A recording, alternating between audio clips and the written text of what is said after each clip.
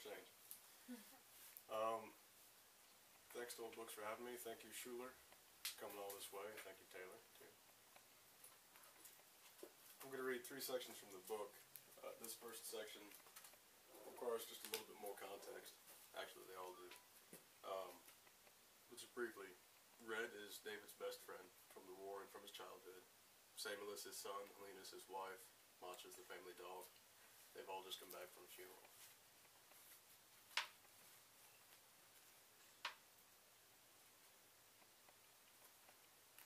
David was standing with Macha on the front porch when Red came around the bend. Macha struggled down the steps and then trotted to meet him, then she circled his legs and came back to the yard. Red lifted his hand and dropped it, and David raised his. How'd it go? Pretty rough. Sam took it hard. He shrugged. Maybe it's better this way. Maybe it would have hurt him worse to see it later. I don't know. He hung his head out past the railing to see the sky.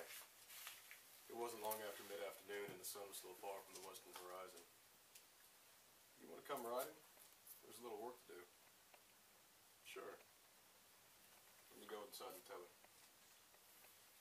Helene was at the sink and Sam still at the table. He stopped in the doorway and then stood beside Samuel, Helene washing the dishes. I got to see to the herd real quick. You be alright? Yeah. He patted Samuel on the back and then nodded to the sink. Why do you let those be, huh? Because things need doing here, too. Well, he turned. I'll be back. He left the kitchen and got his hat and jacket from the coat rack. At the sound of the door, Red stood up on the bottom porch step and they walked down the road toward Danvers. Macha followed them until David pointed at her. You stay. The dog halted and turned back. They went on to the barn. Samuel Silver Bay stood cribbing at the stall door. He led the horse out and they saddled it. David in turn, and he led the horse out and they saddled it, and David in turn, and Red took them out. David lifted the emasculator from its peg on the wall and wiped it clean with a rag. He poured disinfectant over it in his hands and he shook them dry. Red blanched when he stepped outside with the tool. You didn't say you were doing that. Isn't it a little late in the season? It's pretty close, but you're on the hook now. He took his bay toward the gate and Red followed. He left him through the gate and they stepped up into the saddle and he watched Red struggle up into his. When he was settled, they rode southeast, cutting across the property. They rode in silence for a long while, taking in the faltering grass and the few trees. They passed the remnants of old boundaries, fallen fence posts and the squared foundation of a long-gone shed. They leaned back as the horses stepped on a grade and righted. Topping it, they saw the herd gathered at the creek in the distance. Red turned to David. You know him by sight? No, but there ain't 200 head here anymore. He won't be hard to find. Red smirked. They separated and cut into the animals to spread them out, and they circled, and he watched Red right around the periphery from the corner of his eye. There was something in his silhouette. The rope in David's hand turned gritty from memory, and he was in the trench by the dry riverbed. It was raining like it always rained, and the sky was low over the trees, and you could see them coming out from behind the cover of ferns and dwarf bamboo and running toward their side. Red was first over the mouth of the trench, and David was there with him, and they were rushing to meet the soldiers, and when Red called to him and pointed, he didn't know how it wasn't pouring. He's right here. David spun the horse. The calf was at the edge of the herd, and David dropped the loop over its head easily and pulled it tight, and he dropped from the saddle. Red was still on his horse, and David passed the rope over to him, and he rode off until the calf fell to its knees, and David pushed it to the ground and knelt on his shoulder. Red came over and handed David the emasculator and pulled on the calf's foreleg. He patted its neck. Docile enough thing, ain't he? He'd killed his mama coming out. David rolled to the calf's rear, and he pinned the tail to its back with his elbow, and he pulled the scrotum free of the legs. He took the knife from his pocket, and he lined the blade up and cut and pulled. The calf recoiled and screamed, and Red lay over top it to keep it from thrashing away. There's a fight. He took the calf's testes and pulled them until the muscle and the cord separated, and he crimped the first with the emasculator and held it tight. I'm supposed to warn the guys, cross your legs when I read this. The tail slipped loose from under his arm when he reached for the other testicle, and the calf began whipping its tail about, and it spiked on the knife, flying at an angle in the grass. Hell. Blood painted across his chest. He crimped the second testicle with a space averted. He opened the tool and he stood away to get a spray can from the horse and he doused the scrotum with it. You can let go now. Red pushed off and the calf stood wobbling. It ran back to the herd with skin flapping red and pink at his rear. David stooped to pick up the knife and he wiped it on the seam of his jeans and put it in his pocket. There was a spot of blood on Red's cheek and across the sleeve of his shirt and hands. David spun around to find himself in the field. He saw the horses standing aside, grazing, and he wiped at his brow with the back of his hand. The smell of insides and tissues on his fingers. He closed his eyes. You got a headache or something? No. I'm alright. They mounted and headed for the gate. The light was just beginning to pull from there in the east. Red was ahead of him, and from his shape alone, David was there again with the blood and soil slathered on him like porridge. Red was cutting the femur from a soldier in the middle of the draw. David shuddered, leaned from the horse, and vomited. The horse stopped, and Red sawed around and helped David into the grass. Jesus, bud. What the hell? Between his fingers there was a give, like the rubber tube of an artery. His ears were ringing. He felt a pressure like a fist behind his forehead, not punching, but pushing. Hey, come on. Red snapped at his cheek. David rolled his eyes up. He retched once and fell onto his hands and knees, and he stayed there for a while, with Red sitting on his haunches beside him, holding his hat. The land was beginning to color from the sunset, and it was getting cool. Eventually David sat and he wiped his eyes and mouth with a handkerchief, and he sat there, wrinkling it in his hand. You still have that bone? That femur? Red put his hand on the earth and he shifted his weight. I think it's still in one of those holes he found me in. David shook his head. Do you have yours? David closed his eyes. What?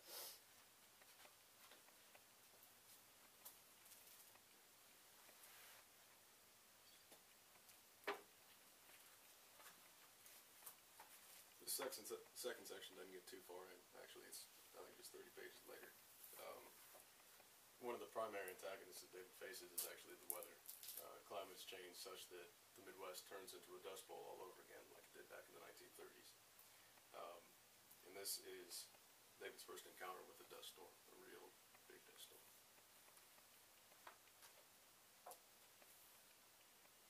The days got longer. There seemed to be a new season between winter and spring, which was timeless. The trees in the yard began to bud and stopped, the red in them fading until they were the same color as the bark. He made a sea drill from a diagram, and he tried it in the northern field with his bay, working for several days before he had to call Fogel and have him bring down a draft horse. It was hard work and tedious, following the draft to check the row units, stooping over. To the south, the tail of dust rose thin, someone plowing. When the sun swung over to the west, he had Danvers call Fogel for the horse, and they met outside the barn. David twisted at his hips, stretching, and he looked at the pasture between the buildings. The draft was tied to the side of the barn. I thank you for the animal. Oh, it's my pleasure. Same time tomorrow? Much as I'd like to sleep in. Fogel smiled. David looked again toward the pasture, and he saw something dark red come burning up out of the ground to the south. The blood drained away from his face and pooled in his stomach. He reached for Fogel and caught him by the arm. What in God's name? Is it a fire? The skimmer red rose higher as they watched, and it seemed to undulate and twist. It grew taller still before David moved. Jesus. He started running for the house, heard Fogel behind him. He was already on the gravel and pounding up onto the porch. He opened the door when he shouted inside, Sam? Helene started to the hallway. He's at the library. What's wrong? Shut the windows up tight. There's some kind of storm coming. David ran out as Fogel reached the porch, and he tossed an arm at the truck, and he'd already started backing when Fogel dove into the bed. He tore out of the short drive and onto the road. He was still staring at the storm as they pulled into town. He slowed the truck by the flower shop just long enough for Fogel to leap out. He drove on south down the middle of the street as the red came on over the town. The creek consumed and the sun blotted. It knuckled across the ground like an enormous fist, its bottom black and the top rearing far overhead. He pulled over short of the library, and when he killed the engine, the first wave of dust hit the windshield. There was a bundle on the sidewalk, and in the thickening haze, he made out the shoes at the bottom. He opened the truck door and was stung and blinded. door slamming shut behind him. The grit stuck in his teeth as he called to Samuel and the bundle moved. David pulled his shirt off and he looped his free arm under the boy and put the collar up to his mouth. He scooped Samuel under his arm and he spun, the truck gone in the rust, and ran into the bed. He opened the door by feel and dropped Samuel on the bench seat and climbed inside after him. He lifted Samuel's face to his and saw his eyes raw and colorless in the twilight. Samuel said nothing, clung to David and buried his face in his chest. David put his arms around him and peered outside the windshield. The front of the truck had disappeared. "Are you all right?" He heard nothing back. He leaned to the glove box with Samuel in his lap and he took out a bottle of water. The light inside popped. "Look at me." He tilted Samuel's face up again. "Keep your eyes open." He cradled the back of his head and poured water just above his brow. Samuel blinked. The water ran streaks down his face and David stopped and let him breathe. He took a drink and offered the bottle and Samuel drank. He shuddered and pushed away to sit next to David. They both looked out at the void around them. The sidewalk was visible beside the truck and nothing beyond it. The dust hissed along and it collected and swirled on the windshield. The truck tilted. He watched Samuel wipe his face with his shirt. "Are you okay?" Samuel picked at his eye. "Yeah." He was about to say more when a bluish arc of light crossed the hood of the truck. The mirrors grew horns like gas torches. "Dad?" "It's okay. We're safe in here." He reached to start the truck and Static shot his hand out and lit the cab. He swore and he grabbed the key again, but nothing happened. He rubbed at his numb fingers. The air outside was dark, the only light coming from the flame-like projections on the side mirrors. He could barely make out the shape of Samuel's face and hands. "We'll just have to wait a while. He'll die down soon." He thought he saw him nod. The dust had built halfway up the windshield. "I was trying to run home." "I know. I left my book. We'll get it." He listened to the wind. There was a watch in the chain string. He picked it up and examined it, but he couldn't read the time. He sat. He guessed 20 minutes passed when it seemed to get lighter. Slowly, so he had to close his eyes and judge the change by memory. It wasn't long after that they could see past the hood of the truck, and then the curb and down the street. The head of the storm was moving over the tops of the houses and stores. It tumbled like smoke, like a twister falling over. He waited a moment and he opened the truck door and stepped out.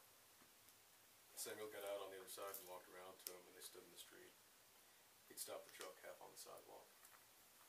The walls of the bank and the other stores were drifted up with dust. The gutters were filled. The dust flowed up onto the curb and the streets and alleys, and any standing place where there was purchase was covered. The sky was scoured white.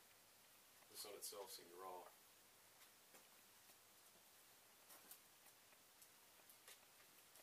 This last section jumps quite a bit, and it concerns David's hunt for a killer. There's a murder that takes place, and David takes it upon himself to hunt this fellow down.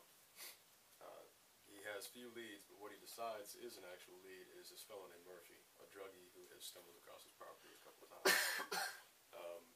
So he rides out to the next county over looking for him, and along the way he finds that as bad as he thinks he's got it, and his town has his people just a few miles away have it even worse. And this is pretty near the start of that hunt and this experience that he has. It's also the only fun passage I read. There were 2 horses tied up in front of the only open bar, and he got down to tie his own and went inside. There were 3 customers, one of them asleep at a table in the back and the others at the bar. He stood just inside the door and the bartender swiveled his head to look at him, bent over in conversation with an old man. David waited a moment longer before he came toward them and he rested an elbow on the counter. The bartender sniffed and straightened. "She's by the church on Wing Road." "What?" "Macy." "I don't know who Macy is." The bartender's eyebrows lifted. "Oh, I'm sorry. I figured you were on some strange." "Just what in the hell are you talking about?" The bartender waved his hand over the counter like he'd wipe away a mistake. "I'm sorry. What can I get you?" "I'll take a bourbon." "I got moonshine. No bourbon." David shrugged. "Why not?" The The bartender turned for a bottle of clear liquor, and he poured a shot. He slid it toward David and put the bottle back. David took the glass up, and he smelled it and had a sip. It burned. He set the glass back and scanned the bar again. The door at his back made an inch. I came in on wing. This Macy's running some kind of whorehouse. First man. That's the bar. That was perfectly timed. The first man down the bar reached for his beer. Meth house is more like it. David lifted his chin.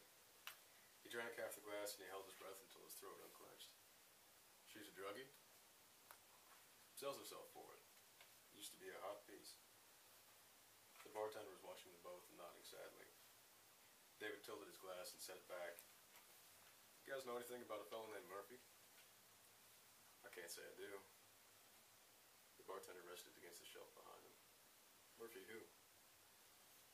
One that broke into a house north of Claremont? Just what are you after him for? David out the door. You from around here? Yeah. Where exactly? Don't you worry about it. The bartender lifted his hand. I ain't trying to pry. David finished the shot, slapped it down, and stood away from the counter. The customer closest to him spun on a stool to face him. Are you working hard to be an asshole, or is it coming naturally? David settled and glanced at the man. You know, I think it's been a secret talent all my life. He turned to the door and he stopped with his hand on it. Miss Macy. She have kids? The bartender took his glass and put it below the counter. I believe so. Probably sold them by now. It ain't my business. Watch your ass if you're headed out there. She keeps company with a couple rough old boys. Rough how?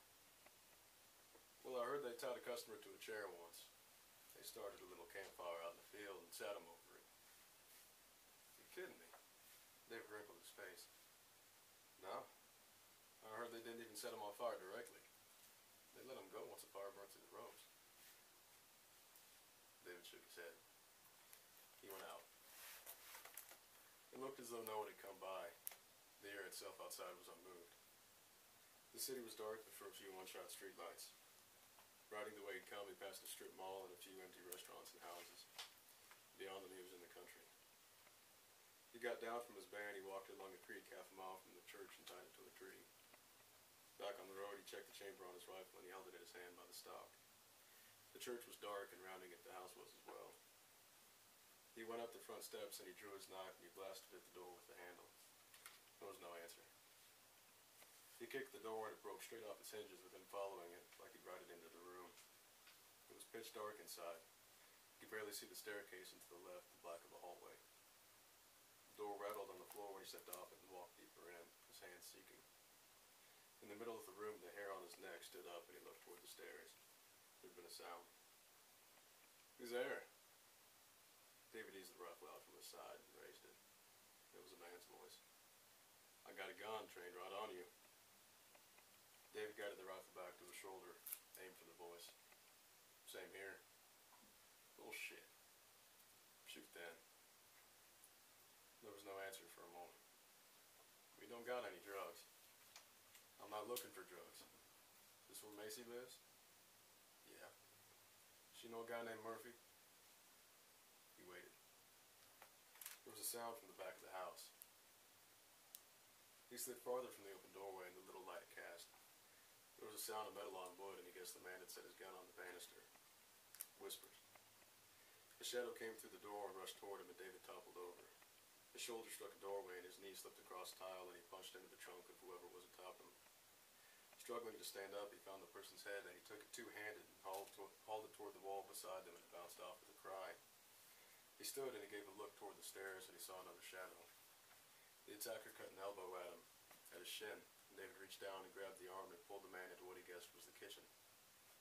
He drew the knife and he hauled the man up with it to his throat and the man shouted.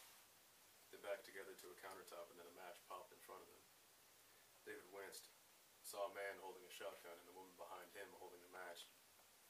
The man in his arms was wiry and stank and David turned the blade slightly to lift one with the gun and see it better.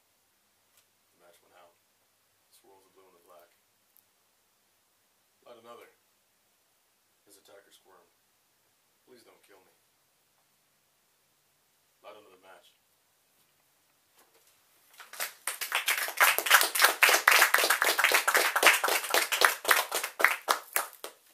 Okay, does anybody have any questions or comments for Eric while he's here? Anything about the book, process, the tour, the hat?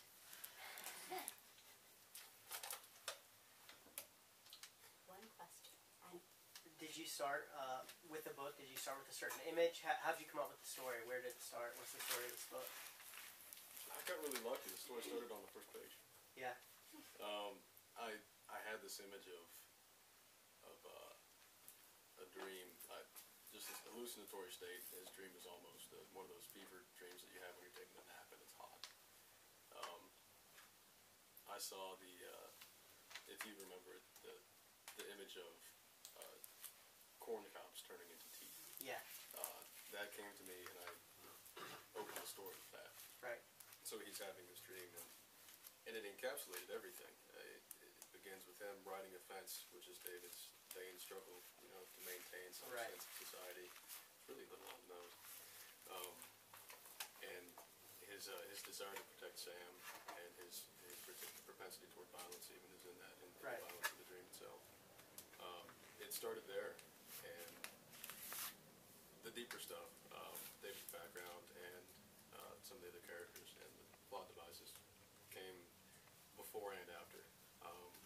David is an old character from a couple other books that will never see the light of day unless Right. I'm dead. Right. And so I knew him, and I knew Yeah. Red, and I knew Helene, and to a little extent I knew Sam. And so I had those people ready-made for me. I didn't have to work for them. But I think when I started with that image, I knew that I wanted a story that its heart is pretty simple. I wanted it to be Grecian. I wanted it to go about subverting David's every will. So every wish that he has, whether through his actions or someone else's actions, gets subverted, gets turned around, and Right. actually works against him. So I wanted it to be a comedy. Yeah. I wanted it to be just better laughs. Right. So that book was pretty simple. Book number 2 was decently simple. I just figured it out and went pretty quickly. The one I'm working on now, I'm completely stuffed. Is book number 2 the novella that I'd seen somewhere? No. The novella is Renee on Fiddle Yeah. Black. Is that what you mean? Yeah. That is completely separate. That takes place I think what would technically be 70 years in the past. Okay. And it's not interrelated Okay. at all. So book 2 is related to this? Yeah, Okay. book 2 is related to that one, Okay. actually. It's not out yet. Okay. Yeah. Yeah, he Yeah. just finished it. It's sitting with MD Press right now. We'll see if they take it or not. Okay. And move forward from there. Very cool. Yeah. And book 3 is still in my head because it won't come out. Right. Okay, any other questions for Eric? Comments? Anything?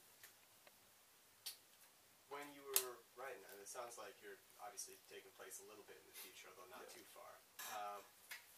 Did you find that it was sometimes challenging to kind of see trends play themselves out and create the future, or did you mostly be concerned with how does this serve the character like David and his struggle and work with it from there? I think I made the story primary, and so if there was ever a case where it seemed like reality might not bend to fit the narrative, I just made it happen. There wasn't a whole lot. The only thing really was, I think there are a few events, like actually a lot of novels, nobody wants to carry around a cell phone.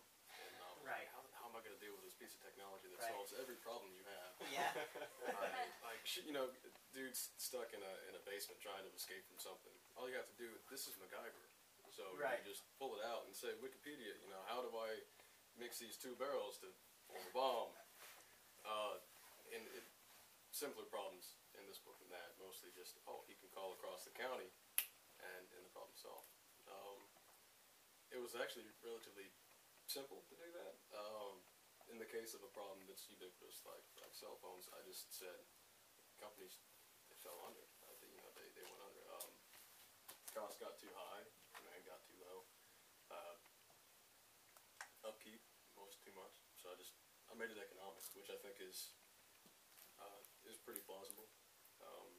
And later in the book, I even wipe everything out. It doesn't play a whole lot into this book, but it gets a little fantastic with that in the book. Yeah. Okay. Any other questions for Eric? Any questions for Taylor or Schuler? No comments or anything?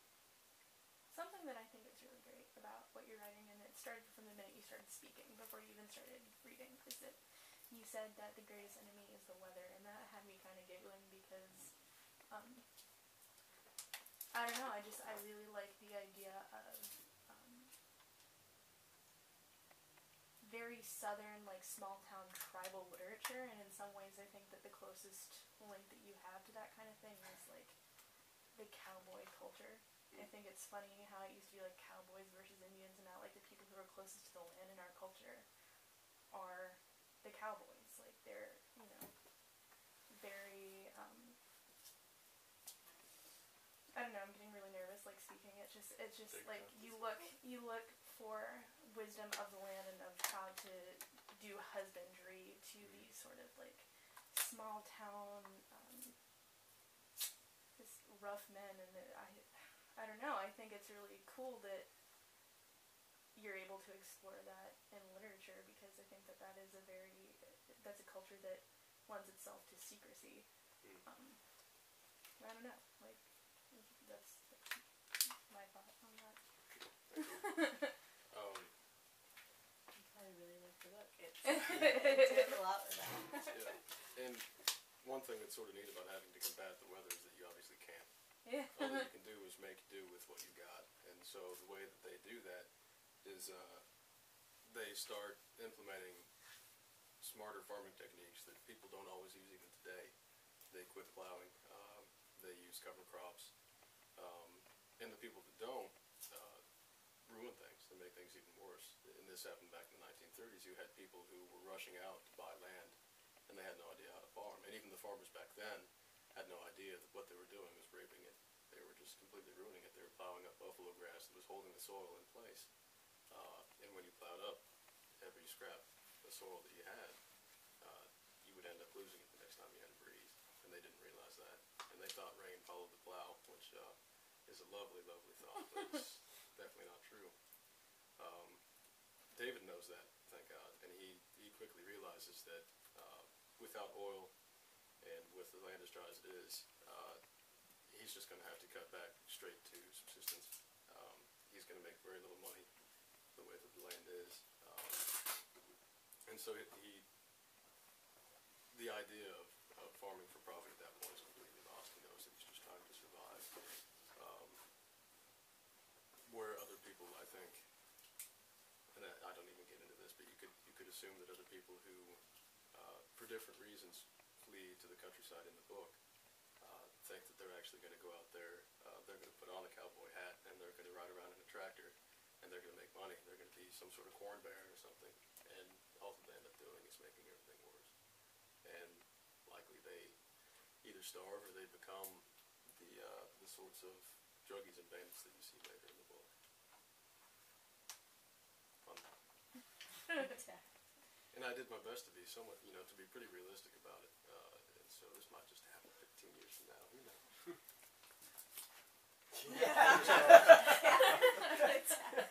I really think that you can cross your fingers all you like. If it's gonna happen, it's gonna happen. There's no changing it now.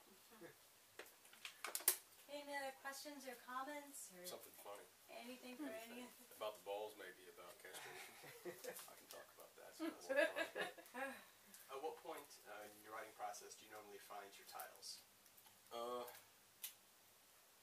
I started actually I'd pick a song that I liked and use it as a stopgap. In this case, it stuck with it, and let me see. You think I can sit down? Sure. Yeah. Okay. I'll tell you what. Here it is. Now I'm a poet.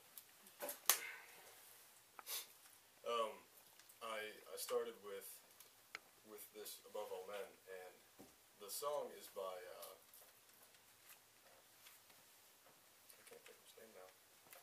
Fox's drummer. Can't think of his name now. But the song, I'm assuming he understands or knows the context of the phrase above all men. It's from Corinthians, say 5:19. We are to be pitied above all men, those who do not have the love of the Lord. Something like that. And I was ignorant of it at the time. And the song, J.T. Willman, James Willman, something like that. I used to love him. The song is very upbeat, and it actually reverses the passage and says that if you have these very simple things, if you have the love of a woman, if you have a house, if you have land to work, you're to be blessed above all men. And I wanted the book to end, for me, with that sort of a nod to it, saying that even if you have these simple things, you're still doing all right. You're doing better than a lot of people. You're blessed. And by the last draft of the book, it became the Corinthians passage instead. It became, even with all these possessions, you're still to be pitied. And it was sort of neat for me to find that it had been reversed. Despite my best intentions, it ended up being this really sad book. It was a neat transition for me. To get back to titles, I skip over it sort of. I'll assign a song title to it. The next book that I wrote, I used what's the name of the book? I'm forgetting everything. I'm gonna have to pull up iTunes. If I Had My Way, it's a blues tune, and it's about Samson and Delilah, and it talks about tearing a building down. Samson tearing down a building down, and I used that as a stopgap until I figured out what the title of the book was actually going to be, because it bothers me to have a blank space on your Word doc or whatever it is that you're printing out or what have you. So just throw something up there. If it ends up actually blocking you, I find it's easy enough. A song title is something creative, so it's feeding you whether or not the title's apt, and eventually you'll come to what the thing needs to be called. That's what I do, even to this day. I think I had a song title for the third book, and I found the title, what I think might be the title anyway. And so I've been lucky in part, and otherwise I steal. Can you tell us the title of the second book? The second book's title is now 8th Street Power and Light. Oh, I like that. Yeah. I like anything with power and light in it. There's, I think, Louisiana Power and Light, Yeah. book, and I've loved that. That title always stuck with me. Yeah. And I use that like in the story, not for a title, but just like power and light, you know? It's a cool phrase. Yeah, Right? yeah. Even if it's redundant, but it's still Yeah. very neat. Yeah. I back when I realized I was going to change the title to that, I googled something like Power and Yeah. Light book title ? Right. And that's what came up. Did it have like a power and light? Somebody had something just called Power and Light, I think. Maybe. But it didn't it's not that well known. Yeah. But I saw the Louisiana one and I was like, Yeah. I can still look Yeah, at that. yeah, It's not so yeah, bad. yeah. Yeah. I have a question about like I felt like you wrote really well about horses. Everything, nothing struck me as like not seeming, like sometimes I'll read a book that has horses in it. I don't know that much about horses, but I will recognize like this doesn't somehow like sound right, And did you grow up on a farm or around horses, and how did you research this stuff? How did you learn it, and all that kind of thing? I love this question. Yeah. I raised hogs for 2 years. That's all I ever did. Yeah. So What? no, I didn't. I raised hogs. Yeah. Hogs. Yeah. I grew up in the country mostly. Yeah. But it was just like a way out sort of suburb. Yeah. Not really, I didn't do a whole lot of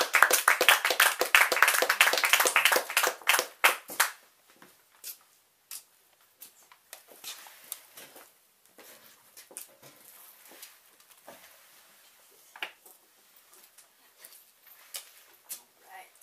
That's fantastic. Right. Our next reader is Eric Schonkweiler. Eric has had writing appear in Los Angeles Review of Books, The Millions, Fiddle Black, Pank Magazine, Midwestern Gothic, and elsewhere.